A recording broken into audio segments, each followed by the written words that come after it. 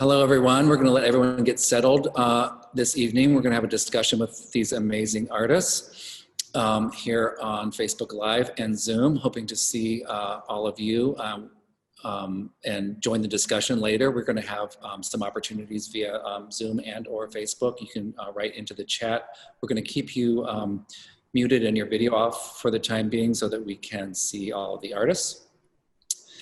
And we'll begin the discussion shortly. I'd like to welcome you all to the University of Akron's Connections series. This is something that has been started last semester as soon as COVID started and we shut down. Our brilliant graduate assistants in arts administration started a virtual discussion series with artists, and just our students could see what people were doing, working from their studios and having discussions like this one. And we continued it this semester because as with everything in 2020, all issues have continued. So welcome. This is about an exhibition here in the Emily Davis Gallery. I am in the Myers School of Art. My name is Arnold Tunstall. I'm the gallery director. And our exhibition, which opened in, when did it open? November? I can't remember. October 14th. And is still up and will be up for an indefinite period. And the exhibition is called Suffrage, Inequality, Persistence, Justice. And I was thinking about this exhibition about 2 years ago, knowing that the anniversary of women's suffrage, 1920, was coming to be celebrated 100 years later in 2020, and started inviting artists and thinking about who would be interesting to have their voice join this conversation. And we have most of them here with us tonight, thankfully. And they can talk about their work. We're gonna sort of travel through a little slideshow about each of their works. John, if you wanna maybe start with the suffrage image. And we'll talk about each of their works, and then at the end, we'll have a conversation amongst ourselves and then take some of your questions as well. When I first started thinking about this exhibition, I wanted artists, obviously, who were making work about the subject, some of which had been making that work back in 2014, 15, 16, prior to the most recent election, and around other ideas like women's inequality in pay. And some of these artists have just been thinking about political justice, women's issues, et cetera, for a long time. Others made work specifically for this exhibition and delivered it the day we opened. So some of the work is very fresh. Other works are pieces that have been made and are now being seen in a new light, which is really exciting, including some of the work behind me by Corrie and Elizabeth that was made previously, but now has much different resonance, which is really exciting to see. So let's start looking at some artwork and talking to some artists. We're talking to April first. So April, we're gonna look at your work. And if you could just talk about your work and where you're coming from and sort of why. Yeah, so I had kind of two bodies, I guess you could say, of pieces included in the show. Could we show the actual like march signs first? Yeah, so, yep, thank you. So this was a series, I made 9 designs. And I would say both of these bodies are very topical. So responding directly to the, I guess, current Trumpian administration. So this first series, Zygote Press had a communal sign making print party, which I know Rebekah was there and maybe some others in this group were there. I don't know, I would guess it was between 80 and 100 people, like it was packed in there. And so it was just kind of a come one, come all. And I thought, well, I'm just gonna make a bunch of screens. So I came up with these 9 designs, which we were printing with this huge group, which was really wild. And different for me because I'm usually printing alone. So it was cool to kind of share that energy. And a lot of people, you know, like maybe had never marched before. There was a lot of young people or bringing their kids, which I know this was mentioned in the previous talk you did, Arnie, of like the intergenerational nature of the women's marches as we know them now. And so it was also cool because like a lot of these people had never pulled a screen print. So they were, you know, actively participating in this. So that was the first iteration. And then after that, I printed, I would say like 300 or 400 more that I just gave away for free. So these were like everywhere in the January 2017 March. That was a question I had, April. So you made these, hundreds of these, and John, go ahead and keep cycling through them. And created them and gave them out to people to take to the marches that were happening in Cleveland and New York and DC, et cetera, correct? Correct, yeah. So they were in San Francisco, Chicago, Raleigh, DC, Cleveland, Akron, like, so just wherever wherever they made it.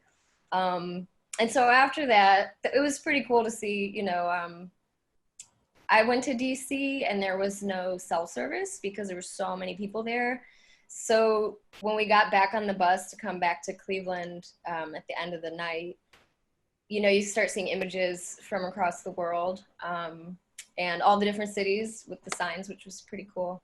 This one right here was actually, this stuck with me when I watched your previous discussion about the history. This slogan was from like a 19-teens or early 20s women's march for suffrage. So that was a direct historic pull for me. But so then the second series, so I don't have many of these left. So I think, how many of you guys have? 3 or 4? So these images were made in 2018. And I think I made somewhere between maybe 20 variations. And so I did the drawings, which are based on photographs from actual marches I attended that, you know, they're original photographs that I then made into drawings that I then screen printed on watercolor paper and then hand watercolored. So they're all unique. And these were kind of born out of, in 2018, I was out of the country a lot of the year. I was doing residencies and traveling. And so I would get these messages on my phone because I don't use my phone when I'm traveling except on Wi-Fi. With just like, you know, the Trump era news notifications. So it, like, my phone would get connected and I would just get barraged with unfortunate news from home. So I was feeling a little like adrift and I wanted to do something tangible. And so with these, I think I felt, number one, I wanted to like commemorate the historic nature of these women's marches because I think just the sheer number of people showing up, I think is unprecedented, and also the national and global scale.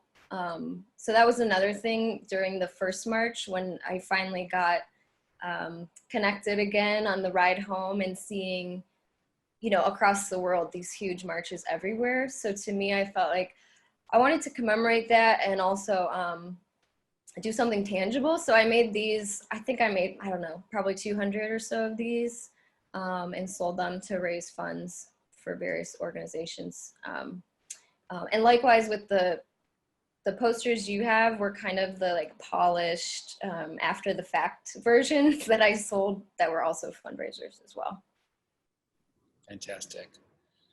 I'm so glad you had some left. I was afraid that they were all gone because I knew that you were selling them to raise money, and I knew that you raised a lot of money, and congratulations on that feat and for giving selflessly of your artwork to do that kind of work. I know you've always done that with your artwork, and I just think that that's really amazing. All right, I think Amber is next. I don't see the screen sharing. There we go. Hello.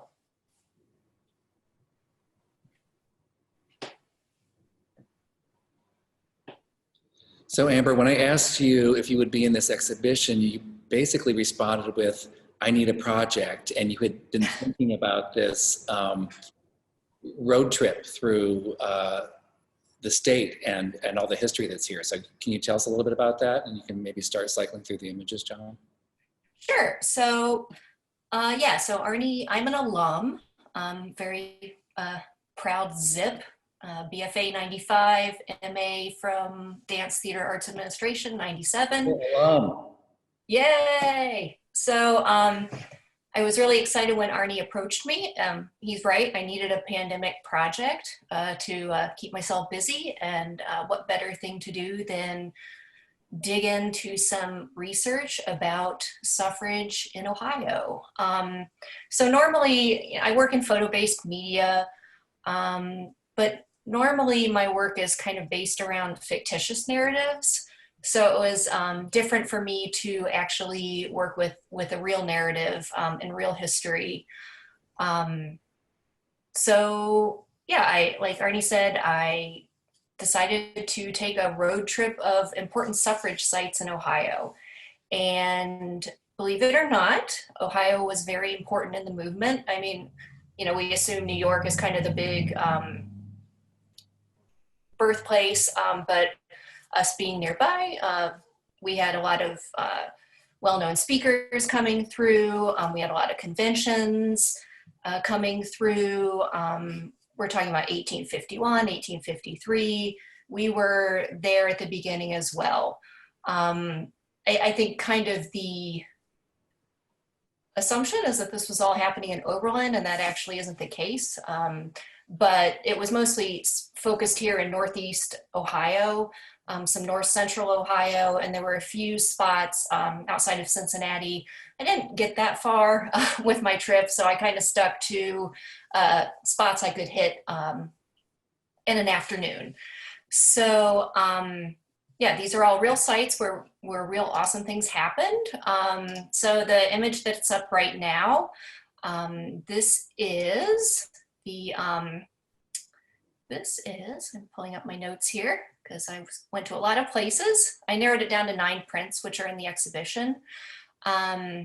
This is South Newberry Union Chapel in Burton, which is up here in Northeastern Ohio. This was a non-denominational sanctuary for free speech and on temperance, dress reform, and suffrage. Spoke here. And then in August 1919, they had a wonderful celebration for the passage of the 19th Amendment in Congress. So, lovely little building. You can just kind of park over on the side there and take a look. So, some of these places you found original structures, you know, that hadn't been altered, and other times you just found like a marker, or you found out sort of where it happened. Yeah, what was that like to show up as a photographer to try and document these things? Well, it gets difficult, and I did kind of start to narrow things down if there was not an original structure and the existing structure just wasn't, because not only am I trying to document, but I'm trying to make an interesting image. So, you know, if I'm trying to just, it's tough to make an interesting image out of a boring building. Buildings can be boring, and buildings are hard to photograph. And when you're doing a whole series of buildings, so like the Sojourner Truth building, which you see on the screen right now, you kind of can't avoid that one. I mean, it's an odd structure there on Main Street, I believe, in Akron. On High, actually. On High Street, yeah. And they built a funny 80s building on top of the site where she spoke in, what that would have been in, let me look at my notes here. I apologize, I don't have all of these memorized. May 29th, 1851, she delivered her famous Ain't I a Woman speech on this site. It was the Universalist Stone Church, and now it's the Sojourner Truth building. So yeah, there were a few that I ended up editing out because they weren't the original structure. I think there are only 2 left out of the 9 that are not the original. So. Oh, really? Well, it's been interesting as I look at these and read the notes and the research connected to them. They're right across from me right now. I'm looking at them. And it's a great little road trip. And it's remarkable how much, you know, Ohio's, you know, was the western edge of the United States, and how much history is buried in here. But it seems like as the years go on, a lot of these important things, especially if it's connected to women's history, gets buried further and further, which is one of the reasons why we wanted to do this exhibition. Yeah, and all of these spots, if you come to see the gallery, the exhibition, the gallery in person and read the labels, it tells you where all of these places are. So you can make your own road trip, get out of the house during the pandemic, have some fun, go see some beautiful spots, beautiful drives, which was kind of nice to take these country roads and see these locations. And there's just a lot of fun kind of, I wouldn't call it trivia in there as well. There's a photograph with a flag kind of hanging. I don't know if you can go back to, yeah, this one. Okay, so this is the Kremlin building in Mount Vernon. And this is where Amelia Bloomer briefly published her newspaper for women called The Lily. And Amelia Bloomer, you'll know, was the kind of at the forefront of women's dress reform.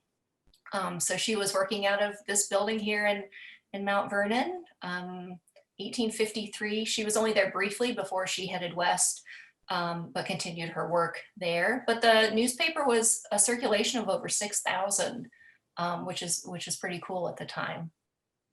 That's fantastic. Lots of bloomers being warned. Thank you, Amber.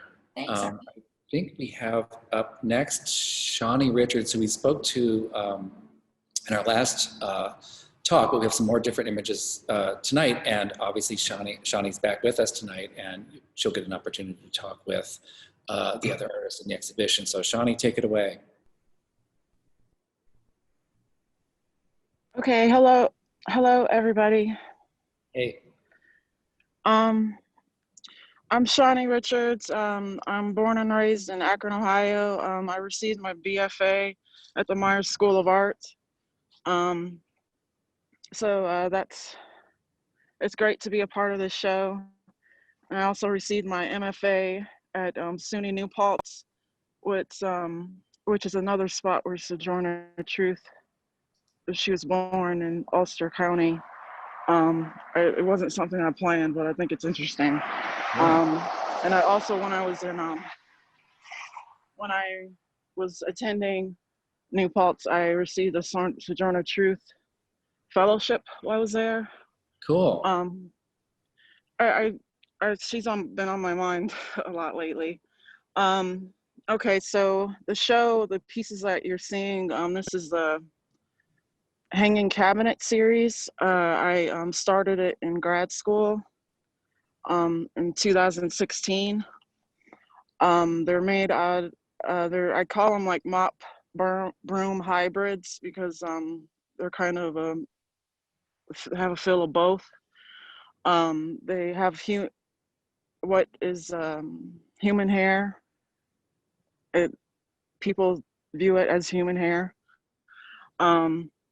I picked this format as a familiar object, a broom, mop, something that is used to clean and service people. So putting the hair on this familiar object makes people have to confront it in a different way. I confront it when I make it. I think of slavery. I think of mass incarceration.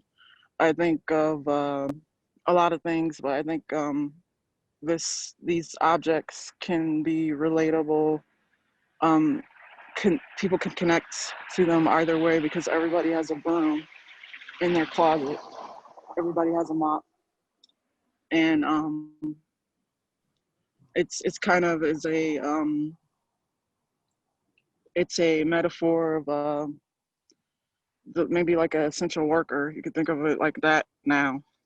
But anyways, hair also, as far as race goes, is very loaded, and hair has long been a conveyed a status. Your race, if the straighter the hair, the more you're considered to be acceptable and white. So that's the Hanging Cabinet series. And then I also, John, if you want to put the this piece is a collar piece that started making like almost when the show was about to open, because Ruth Bader Ginsburg passed away like right before the Suffrage show opened, and I Arnie and I felt that she needed to be represented in the show. So I been working on this piece nonstop since that time, and it's made out of brass. I started with a flat sheet of metal. I designed. It spells out. I ask no favor of my sex. All I ask of our brethren is that they take their feet off our necks, and it is a quote. Words that Ruth Bader Ginsburg repeatedly said. She was very inspired by that quote, and the quote actually is not hers. It comes from Sarah Gimke, who is a woman abolished abolitionist way back in the day. She started out fighting against slavery, and then she realized how her white rights as a woman were, you know, is an issue. She was realizing that these men didn't want to listen to her. So she's kind of considered to be the mother of the women's suffrage movement.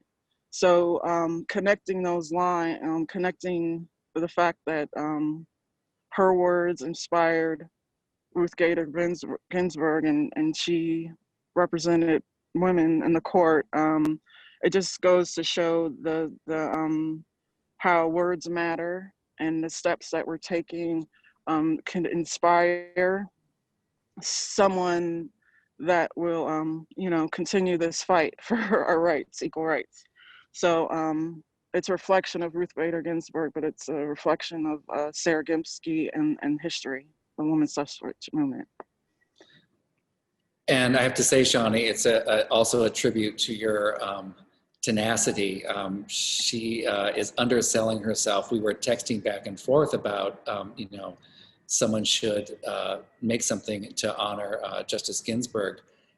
And actually, Shani brought it up, and I said, yes, someone should, and just left it alone for a couple of days. And then she wrote back and said, I'm going to make something.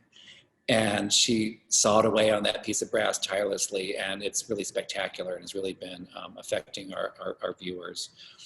And Shani, it's interesting to hear you talk about the brooms as representing essential workers, because that's something I've been thinking about when I look at those brooms, because I've been thinking about especially what we've been seeing the last few weeks about the work of Black women in politics to do the work, you know, and put in the work. And I was thinking about that a lot too recently as I was looking at them.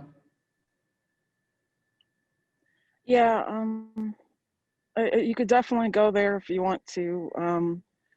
There's a lot of people that are in dangerous circumstances because they have to pay their bills right now, and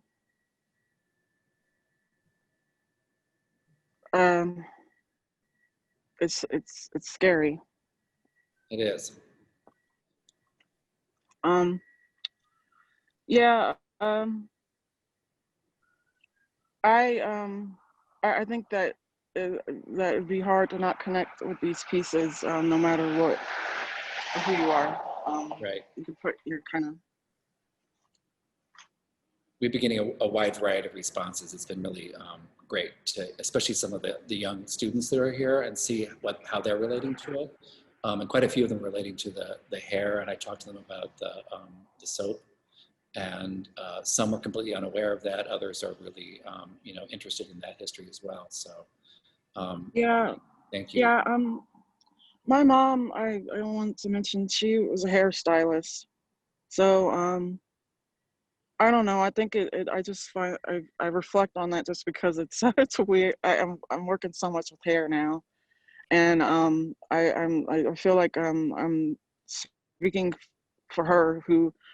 She has really bad knees and bad feet. She's basically disabled. And how did that happen? Because she had to pay the bills and take care of us. And she did hair to do that. One of the things. She also was a lunch lady. She did a lot of things.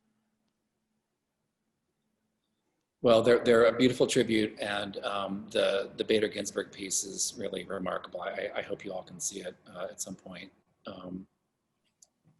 Okay, I think we're gonna, you can cycle through those, John, and we're gonna talk to Adrienne. Hi. So my piece in the show is a triptych collage, and the title of the piece is She Walketh Veiled and Sleeping No Longer. And this is a reference to a Charlotte Perkins Gilman poem. And Charlotte was a feminist writer and activist working in the late 1800s, early 1900s. And she was very involved in the women's suffrage movement. And she wrote a poem that was included in a collection called Suffrage Songs and Verses. And the title of that poem was She Walketh Veiled and Sleeping. And in this poem, she talks about how women don't realize their power and are therefore going about life in a state of being veiled and sleeping. So when I was creating this piece, I was thinking about that veil being lifted and women realizing their power and, you know, gaining this knowledge.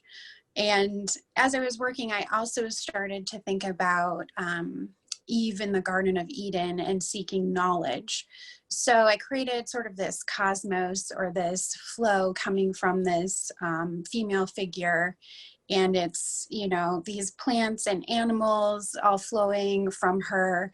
And then within there are these symbols of domesticity and femininity. So you'll see like a teacup or a pair of scissors or utensils or piece of furniture. So it's all sort of like this great flow coming from her or flowing through her. And so I was also looking at a lot of women's folk craft. As you know, for much of history, women were denied access to a lot of fine arts like painting and sculpture. So they were forced to work with materials they had at hand. So it'd be things like scraps of paper or fabric. So I was looking at folk quilts where women were working with bits and pieces of fabric scraps, and these quilts actually were used during women's suffrage movement as a way to spread the message. I was also looking at scrapbooks and like paper doll houses, and also women's silhouettes or paper silhouettes. So women would cut, you know, these profiles of their friends and loved ones from paper, and it was like a token of friendship or love. So I created this paper silhouette of this woman. And I did so working with paper that was from the era of women's suffrage movement. So a little bit before that and after that, when women gained the right to vote. So this paper is all around like 100 years old or so. And I tried to work with paper that had signs of history. So you can see like staining, foxing, you know, script, stains, tears. And I really wanted that physical presence of history, because I was thinking of women's history and like all these layers that have led to our current day where we have the right to vote and we have so many more rights.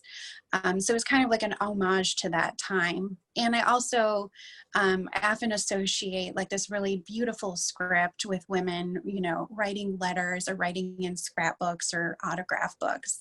So I wanted to include that. And in this piece, it takes more of like an abstract form. It's not really something that's meant to be like read as sentences or anything, but you can see like people's names or dates or just like parts of sentences. And they come from letters, they come from ledger books and like the end papers of old books. I'm fascinated by the source material because they're like little ghosts in there. You see, you know, the image first, and you start picking out, you know, this quilt and this woman's head, and all these things are sort of exploding out of it. And then you're like, oh, someone wrote that. Someone wrote that 100 years ago. What were they saying? Who were they talking to? And what were they writing down? And it really has a palpable feel to it when you see it in real life, and you can really feel the age from it. And I really, really appreciate that, because you could have easily done this out of just colored paper, but that the obvious age and the different kinds of aging to it really elevate it to this other sort of, you know, layers that are happening there. Love it. Right. So for me, seeing it in person is like such a different experience than seeing it over a screen, because there's actually so much texture to the paper, even though it's very flat. Like you can see like just the grain and the wear, and even like how people have handled it. So it has this very like ephemeral textured quality when you see it in person, that I personally love. So I'm always searching, I'm always on the hunt for this old paper, and the more like sort of love and wear and history to it, the better. Great. Thank you. Who do we have next? Rebekah. Actually, almost all of you, except for Shani and Shani's work, are dealing with paper in some way. You know, photographs, prints, old paper, and Rebekah's doing something with paper that people are kind of shocked by, because they don't think it's paper when they first come up to it. So tell us a bit about that process in this piece, please. I am a artist that works with paper a lot. This piece specifically, I actually used a mulberry paper, which is a long fibered paper that's very strong. And I actually made little ropes out of it with a stiffening agent, and then wove my own fence out of it. I like the durability, but also the fragility of paper. I like that paper has a political context. We like the posters from April, you know, we take paper to march and protest. We think about our ideas written on paper, and the books and the historical letters that Adrienne was talking about. It all kind of like evolves, all of our histories and kind of ideas evolve from like putting ideas and thoughts onto paper. So I just kind of love the fact that paper has that sort of quality to it.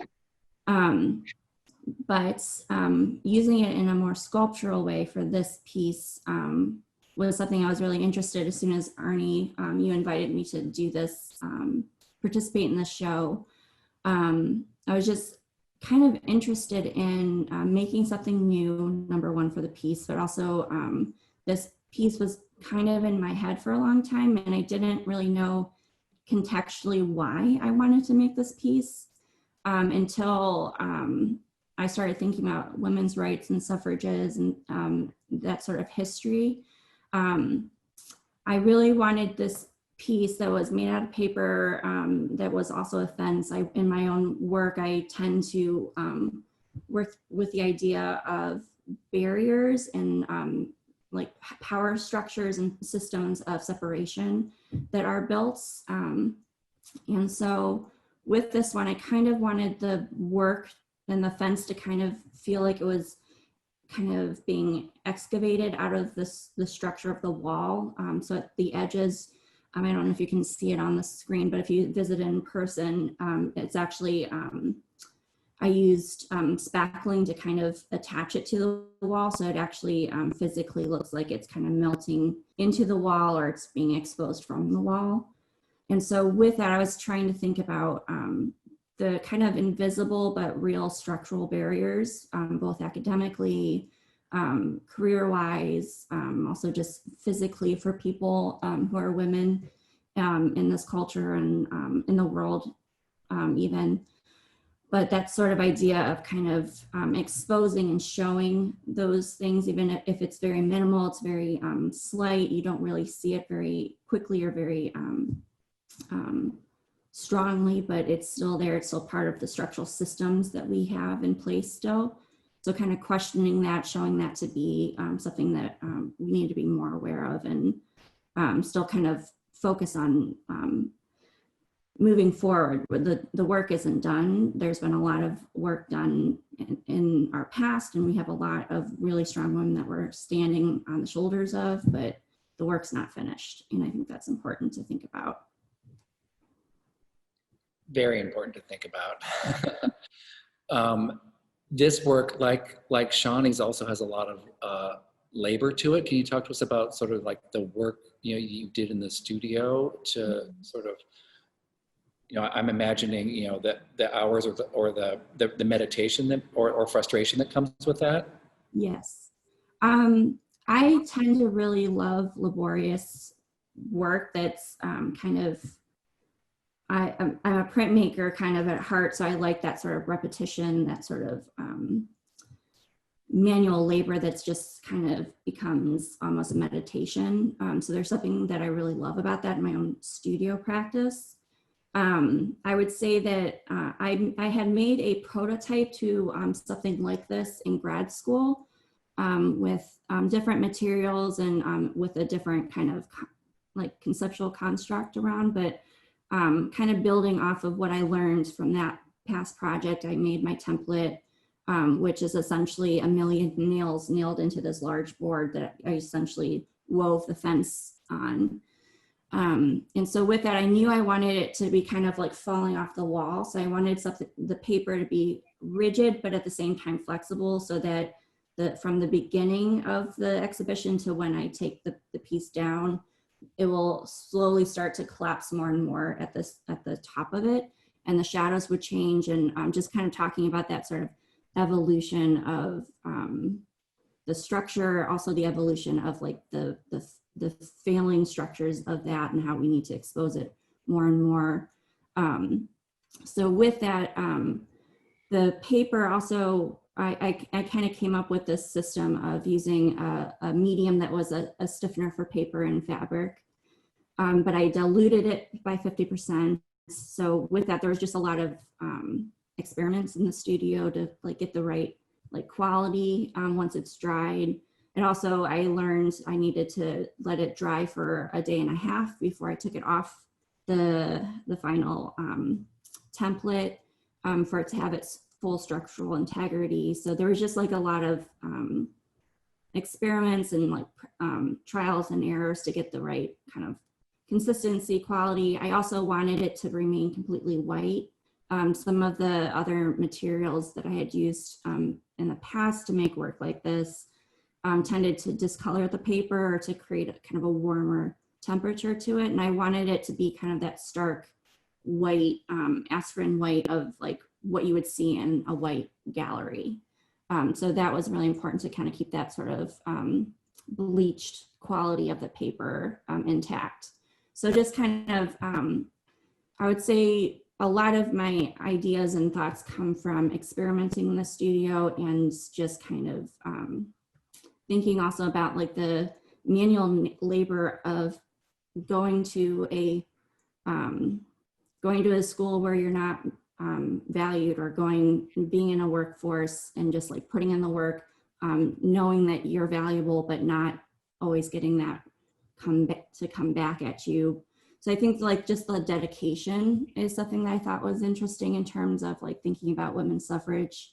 You know, there's many women that were marching for many years that never really either got to see the fruits of their labor, or it came very, very late. So having that sort of like tenacity to kind of finish good work, even if it's not immediate and shown. I think that's such a great point, because so many of the work that all of you have made respond to some of the women that were doing things in the 1850s. And this exhibition is really celebrating that, triumph of 1920, which we know wasn't complete because women of color, natives of this land, weren't able to vote in 1920s. Someone had to wait till 1965. Yeah. So these struggles are very long sometimes, and it's interesting the history that we have in the exhibition from some of our historians who have given us texts that you see throughout the exhibition, in addition to a lot of the work that you all are referencing, often reference that length of time. And that's what I love about your piece too, is that it was laborious. I do love, I'm glad you mentioned the whiteness of it, because it does disappear and sort of emerge in and out of the wall in really interesting ways. And this is a piece that I can see from my office, so I can watch people interact with it and see sort of, reaching out at them. It's a great view. That's cool. I think we have our next set of artists represented by Elizabeth. I don't think Corrie is with us tonight. I think it's Elizabeth is here though. So tell us about your work, Elizabeth. And I know that your work also mentions some of the things that Rebekah just talked about, in that sometimes women's labor is not rewarded or appreciated. Yeah, you know, it seems to me that there's two aspects to this body of work, which actually is 4 separate projects that Corrie and I did together. Since I think about 2012 was the first project, which was the Lilly Ledbetter project. So the two aspects are the actual work, the prints, where we're celebrating different women who mostly are in politics or fighting in that way. But then there's the collaborative aspect of it, just working with someone over and over again for so many years. And I think it's so important. That's such an important part of this project, just because it's so rare to find somebody that you can work with really well. And I just really enjoy that part of working with Corrie, because she and I, you know, are friends obviously, but I think that we have a really good working way, because neither of us are afraid of, you know, fighting for what we believe in the work. And we do go through a little bit of struggle, and then the work always ends up better. You know, like one of us realizes that the other person's idea is better. And I think that's why it's so strong. And oftentimes it ends up being a combination of both of our ideas.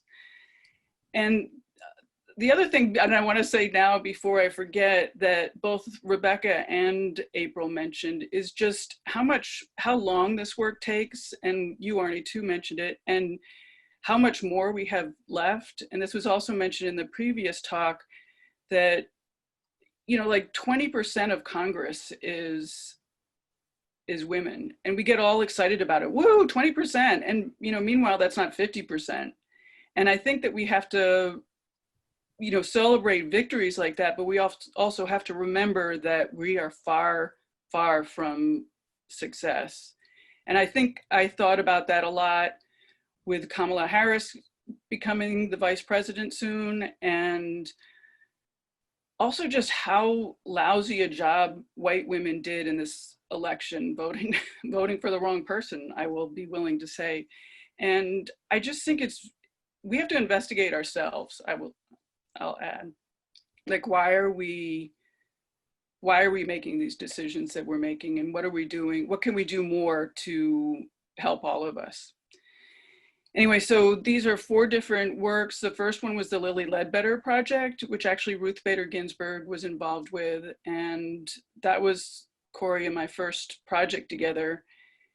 And it also was nice because it was the first law, and I'm a little weak on the actual logistics of it, but it was the first bill that Obama signed when he came into office. So that's really exciting, just to see, you know, to know that that was part of him and Lilly Ledbetter, who is so important right now, and Ruth Bader Ginsburg.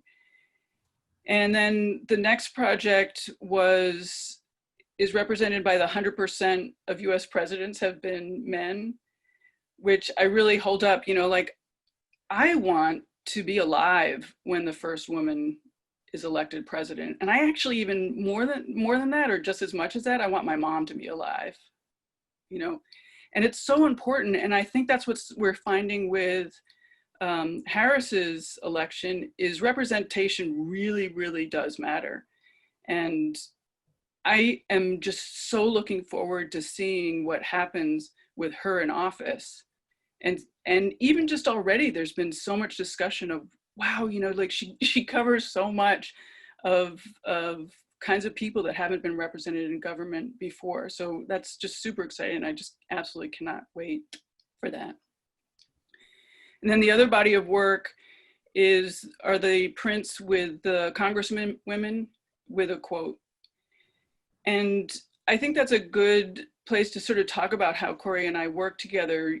You know, we live on East Side and West Side, so we're not super close. So we do a lot of work over the phone or emails and, you know, passing files back and forth.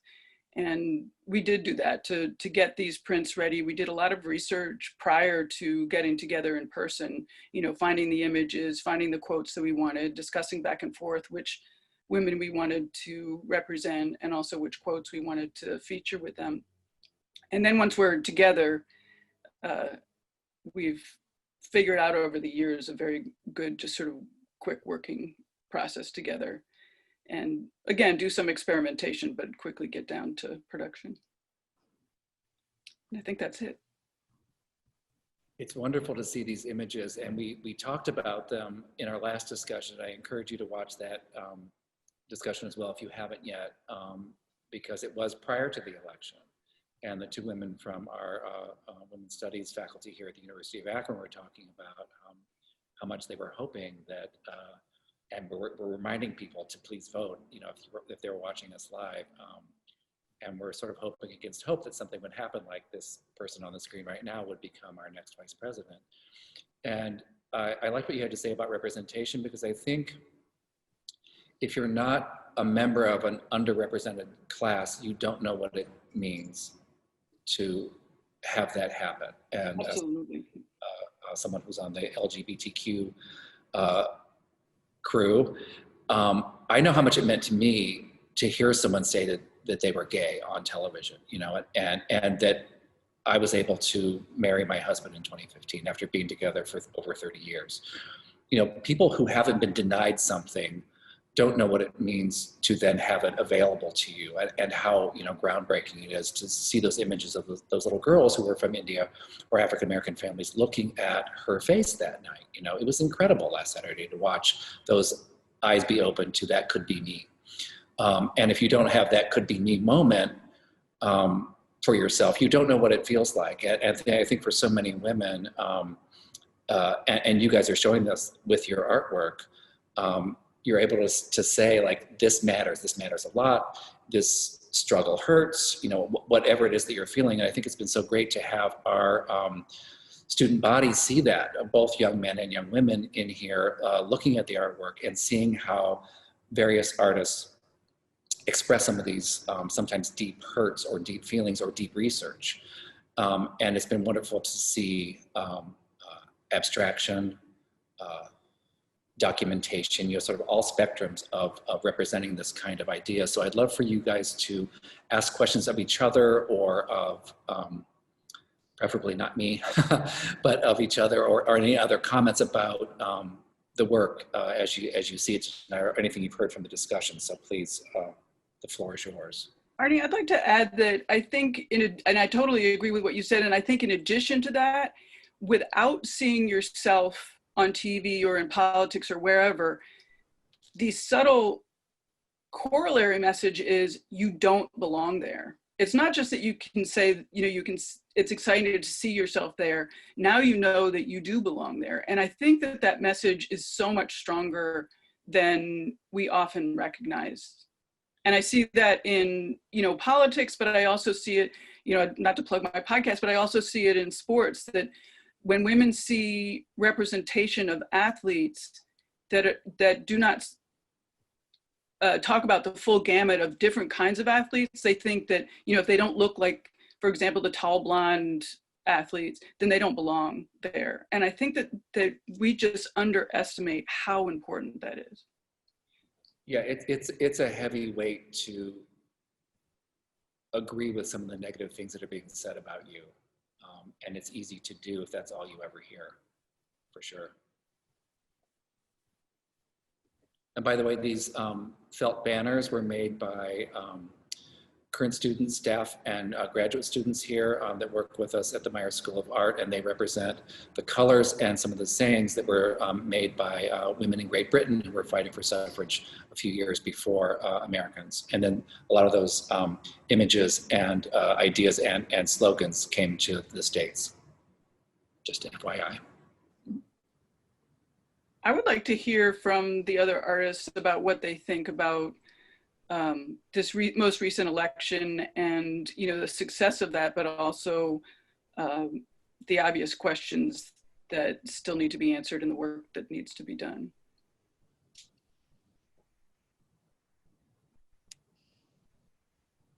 I guess for me, I would say I was shocked, but kind of not, because it's 2020. I'm not shocked by a lot anymore.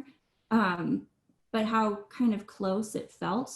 Like the fact that Trump could say, I grabbed somebody's pussy and still get elected, and then have consistent things over and over throughout the next 4 years that were just like unfathomable in my mind. And then the fact that he had a real chance of becoming a president again was just, to me as a young woman, just like, yeah, you just told the whole world, all those guys who tried to grab me in the subway or told me that I should go home and be barefoot and have kids, or I shouldn't go to college because that would just be too hard on my husband to have that sort of debt.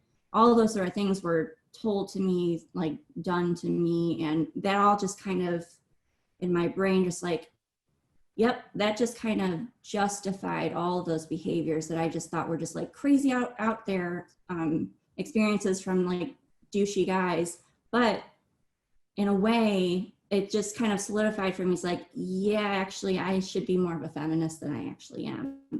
You know, like I've got to stick up for myself because it's clearly not going to happen from the people in charge.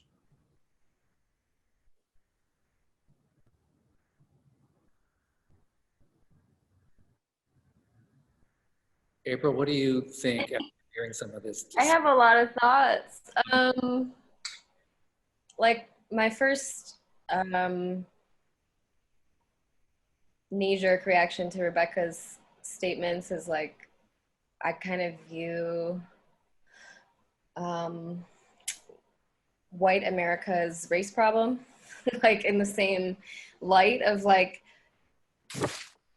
he is literally signaling neo-Nazis, you know, like, and you are supporting him. And I guess, like, I also have studied history at Kent State, so it doesn't shock me. Like, I think I was more shocked when Obama was elected because I did not think white America would do that. Like, shocked in a good way, you know.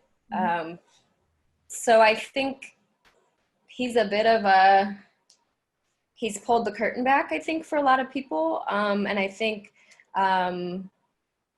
like I was struck during the last conversation about the history of,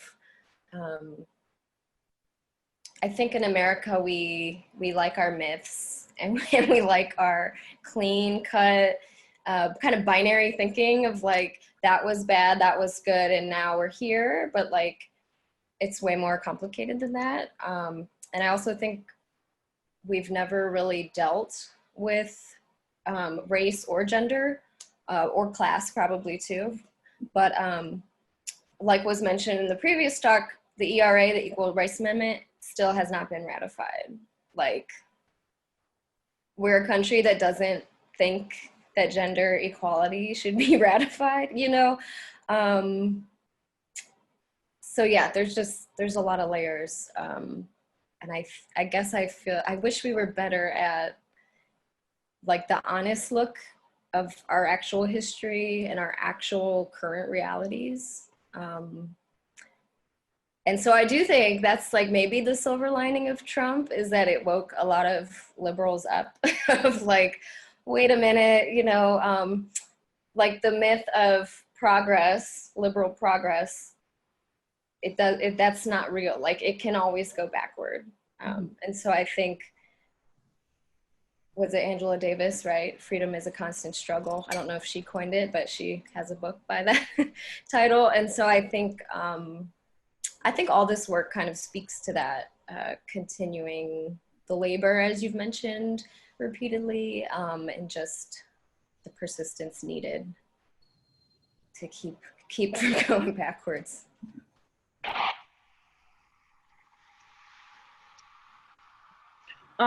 Yeah, this is Shani. I agree with you that Trump woke the liberals up, because as a Black woman, it's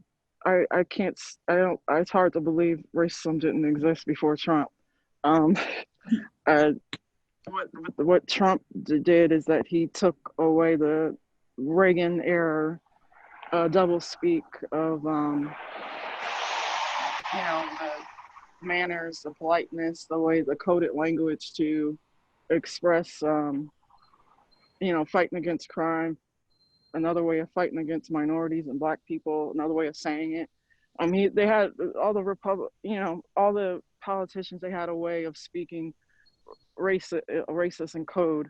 And Trump, he took all that away, which woke a lot of people up, which I'm grateful. But I'm the election. I'm mainly I'm feeling very. We have a lot of work to do, especially with Amy Coney Barrett, the judge, the new judge, that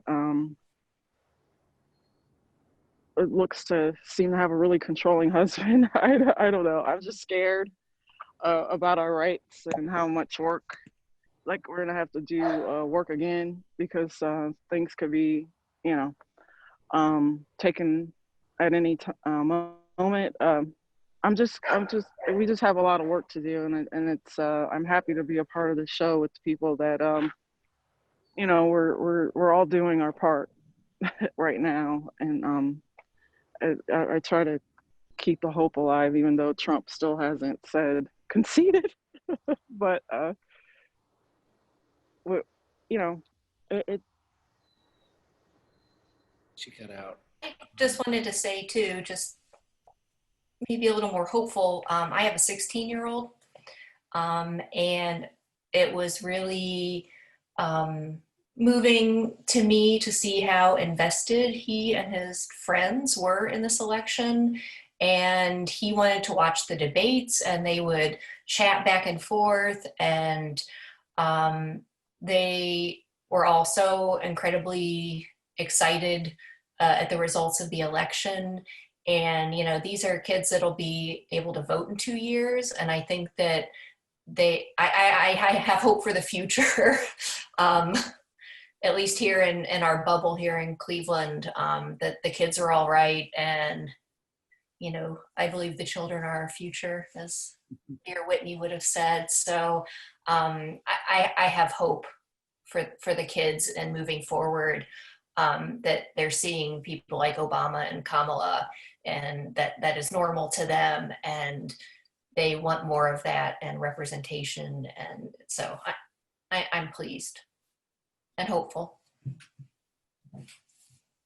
Great, me too. And seeing the young people who, some of them voted for president for the very first time, who are here on a college campus, some of them who didn't vote 4 years ago and have been energized to, or weren't able to because they were too young last time, and see how excited, scared, and one of them even worked at the polls that I work with here. And that was really exciting to see. And I think also I have hope for artists, because I think artists often show us the way. I think people look to politicians, but the best politicians follow the public, and the public often follows artists. I mean, think about some of the most compelling messages we've had have been in song and in messages, and like the banners we've been showing. And I have great faith in artists to be bold. The people in this exhibition, I think, surprise people, because people think artists like, oh, I'm going to make this thing, and I'm going to paint this thing, and I'm going to put it up, and they don't recognize the years of labor and research and effort and study, that goes into making a decision about what to make. And that's something that now that I'm working at a university, I want to celebrate that work. And I have one of April's banners that she printed in my office that says art is work, period. And I think a lot of people don't recognize that the amount of work that creatives put into what they put out in the world. And I'm a great believer in putting things out there to make change. And I have to say, I really appreciate all of you for the work that you put into this exhibition, either re-examining older work and making the new work, because it really is speaking. And it's really great to see it speaking to each other, I have to say. Do we have any questions that have come in? Okay. It's about an hour in, so I think we should wrap it up. Adrienne, we didn't have any final thoughts from you. Do you have anything you'd like to say?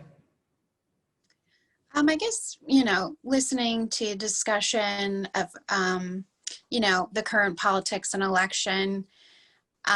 So I live in a rural area that's very conservative. For me, it's an interesting experience because, you know, the art communities that I'm involved in and most of my colleagues and friends live in cities and operate in cities and have much more liberal leanings. And so I think the show that we're a part of, you know, I think most of the people that are coming to the show and viewing the work probably have like similar thoughts on women's suffrage and women's rights. So I've been thinking a lot about like, how do we reach a different audience? Like how we're talking about like, we need to do more work, but a lot of times we're doing work that like the people already agree with us. We're already on the same page. So I've been thinking about like, how do we do work in places that maybe we're not comfortable in, or we think we've just written them off as like bad people or ignorant people, because I've noticed that you know, during the election, there was a lot of just like out and out dismissal of people who live in rural areas as, you know, just straight up evil people. So I think like, how do we open up dialogues? How do we reach people? And how does art play a part in that? Because I'm guilty of that too. Like I just show work in cities, basically. Like you know, my circle is within those areas and I don't really make an attempt to broaden the audience. That's a great thought. And it kind of builds on what we were just talking about, how art can open people's eyes and cause conversation. And I think that's something we all need to be doing moving forward, which is talking to each other and more importantly, listening to each other. And I think on that note, I will say it's been an incredible pleasure to listen to these artists tonight. And I want to thank you as the curator of this exhibition for coming through for me and bringing such great work to our school. I am indebted to you for the work that you've been doing and continue to do. Thank you so much. I think that's all for tonight. And again, check in with the Emily Davis Gallery at our Facebook or Instagram. We are putting out quotes from incredible women almost every single day. You can look back in our highlights. There are some remarkable things that have been said in the way back past and just a few years ago. And it's really great to be inspired by some of those people of all walks of life and stripes. And for the artists, hang on. We're gonna take a picture of everybody together if you will stay put. All right. Thank you all so much. Thank you, Arnie. Thank you.